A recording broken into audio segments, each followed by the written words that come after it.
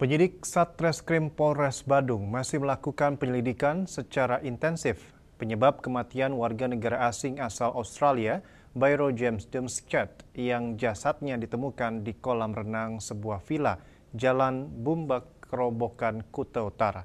Polisi akan memeriksa 2 orang perempuan yang diketahui merupakan teman korban.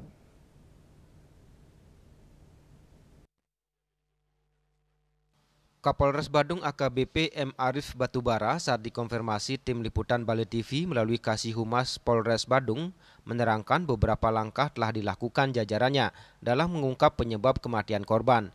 Di antaranya telah memeriksa 4 saksi dan 1 saksi ahli yang merupakan dokter spesialis di Rumah Sakit Umum Pusat Profesor Ngurah. Saksi ahli menerangkan bahwa jasad korban pada saat tiba di instalasi kedokteran forensik dan pemulasaran jenazah RSUP Profesor Ngurah sudah dalam keadaan meninggal dunia.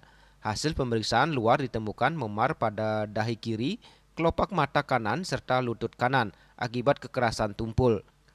Ditemukan pula luka lecet pada kelopak mata kanan serta punggung kaki kanan akibat kekerasan tumpul.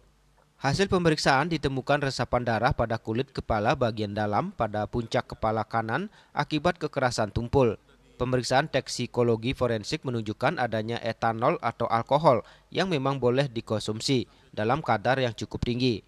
Adanya kekerasan tumpul pada kepala orang ini tidak bersifat mematikan tetapi bisa saja semakin melemahkan korban. Serta keberadaan kristal dan jamur pada pemeriksaan getah paru mengindikasikan bahwa korban masih bernapas pada saat ia berada dalam air. Penyebab kematian korban diduga karena intoksikasi etanol. Kini penyidik akan memeriksa seorang teman korban berinisial B dan 2 perempuan WNA lainnya karena masih menunggu konfirmasi dari pihak AFP. Raiswantara, Bali TV.